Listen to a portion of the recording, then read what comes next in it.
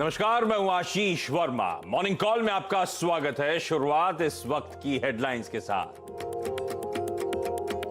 देश के सबसे बड़े आरआईएल के राइट्स इशू को मिला शानदार रिस्पांस। इशू 1.59 टाइम्स हुआ सब्सक्राइब।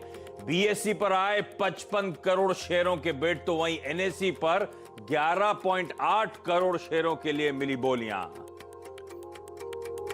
इकोनॉमी खुलने से जोश में अमेरिकी बाजार। कल शानदार मजबूती के साथ हुए थे बंद।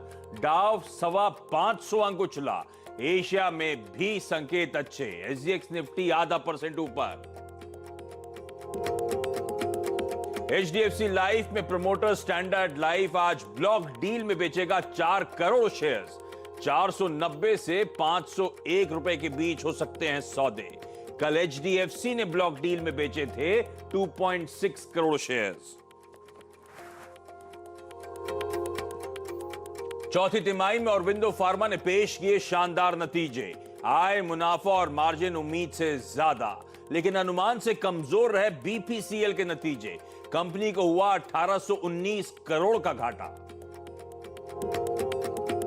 आ जाएंगे डीएलएफ के नतीजे। तिमाही आधार पर मुनाफे में 23% कमी का अनुमान, लेकिन आय और मार्जिन्स में उछाल की उम्मीद। एसआरएफ भी पेश करेगी Q4 के नतीजे। मुनाफा 13% बढ़ने का अनुमान। देश के रक्षा सचिव अजय कुमार हुए कोरोना पॉजिटिव। इधर देश में कोरोना मरीजों की संख्या 2 लाख के पार।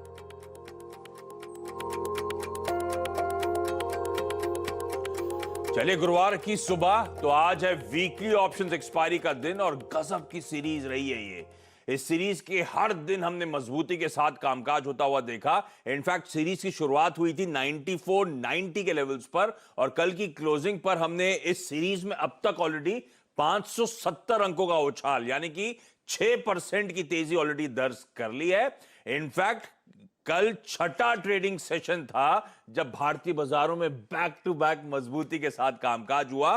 हमारी जो नॉर्थवर्ड जर्नी है, कहना चाहिए, वो कंटिन्यू होती हुई। और कल हमने माउंट 10 के यानी कि 10,000 के आंकड़े को फिर से छुआ। उसके ऊपर दिन भर कामकाज हुआ, उसके ऊपर क्लोज देने में कामयाबी हासिल करी। हां, ये जरूर था, कल का इंटरडे चार्ट दिखाइए डायरेक्टर साहब, तो बंद होते होते ऊपरी स्तरों से हम कुछ ठंडे जरूर पड़े। आखिरी घंटे में कुछ प्रॉफिट टेकिंग जरूर देखने को मिली। तो क्या कल की प्रॉफिट टेकिंग इंडिकेट करती है कि आज एक्सपायरी के दिन एक पॉज देखने को मिलेगा?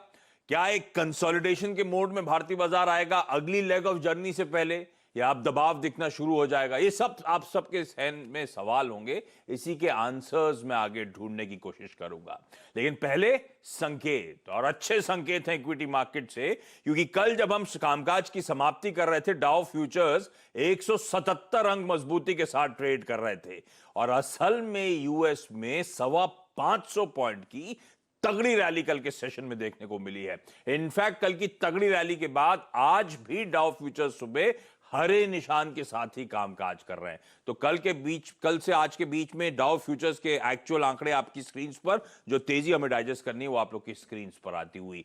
एसजीएक्स निफ्टी दिखा रहा है कि आज के सेशन में आधे से 2/3% की बढ़त के साथ शुरुआत होगी।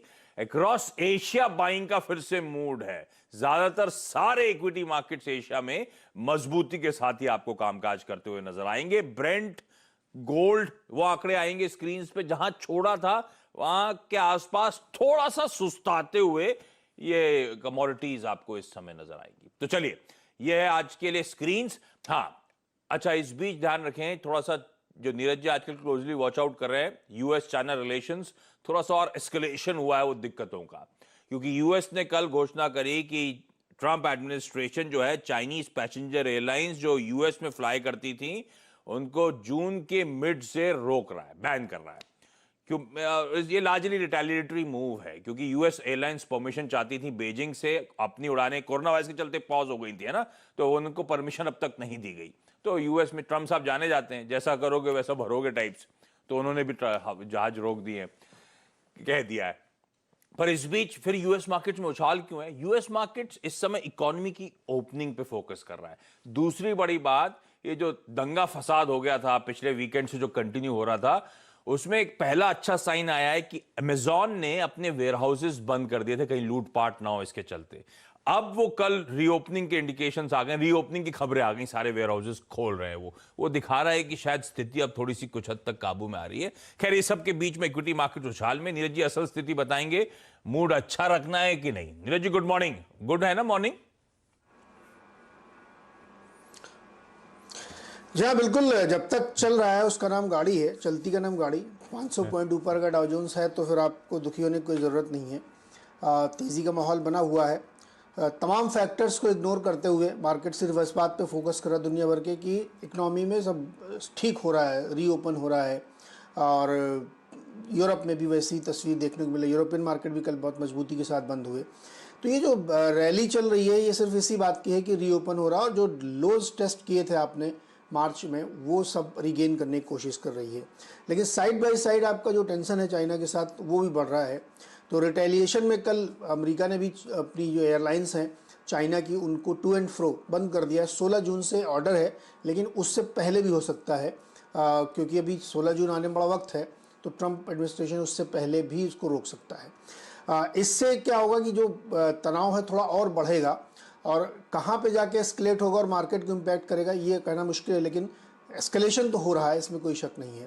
तो ये एक बड़ी दिक्कत बनती हुई ग्लोबल मार्केट में देखने को मिल रही है, लेकिन इन चीज़ों को इग्नोर करके मार्केट ऊपर हुआ है। एक और अच्छी बात हुई, गोल्ड कल तेज़ी से स्लाइड हुआ है।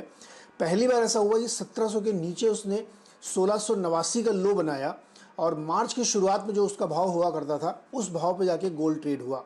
तो इसका एक इंटरप्रिटेशन लोग ये भी निकाल सकते हैं कि बहुत सेफ हेवन से निकल के लोग थोड़ा सा रिस्की ट्रेड यानी इक्विटीज़ की तरफ आ रहे हैं। तो ये भी उसमें एक मजबूती का कारण बनता है कि गोल्ड से निकल के लोग उधर जा रहे हैं। डॉलर वीक हो रहा है तमाम करेंसी के अगेंस्ट में, तो ये भी एक गोल्ड के पक्ष में जाता है कि दुनिया भर की जो गोल्ड है उसका जो रिलेशन है वो बनता हुआ दिख रहा है। तो ये सारे फैक्टर्स इसलिए महत्वपूर्ण है क्योंकि लिक्विडिटी के दम पे मार्केट में अच्छी तेज़ी बन रही है।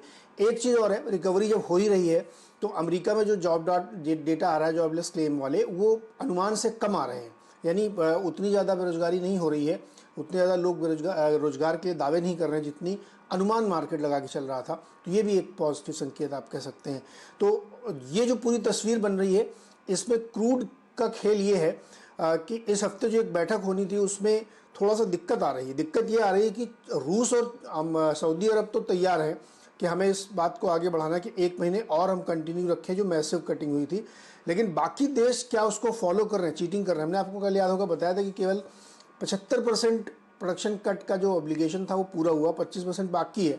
तो बहुत सारे देश नहीं कर रहे हैं। तो उसमें ओपेक ने एक वार्निंग दी कि अगर वो लोग नहीं करेंगे तो ये कंटिन्यू नहीं होगा, क्योंकि चीन और रूस और सऊदी अरब तो चाहते हैं कि एक और महीना चले बढ़ी हुई कटौती, लेकिन अगर वो नहीं होगा तो गिर जाएगा। इसीलिए क्रूड कल फिजल आउट होकर 40 से नीचे आ गया था। तो ये भी एक ध्यान में रखना पड़ेगा कि ओपेक की तरफ से कोई ऐसी खबर आ सकती है कि क्रूड एकदम से नीचे आ जाए। तो ये तस्वीर अगर आप देखें कुल मिला के तो मजबूती का रुझान बना हुआ। जब तक मार्केट चल रहा है तब तक तेजी का रुख रखना चाहिए। तो मोमेंटम स्ट्रांग है तमाम कंसर्न्स के बावजूद।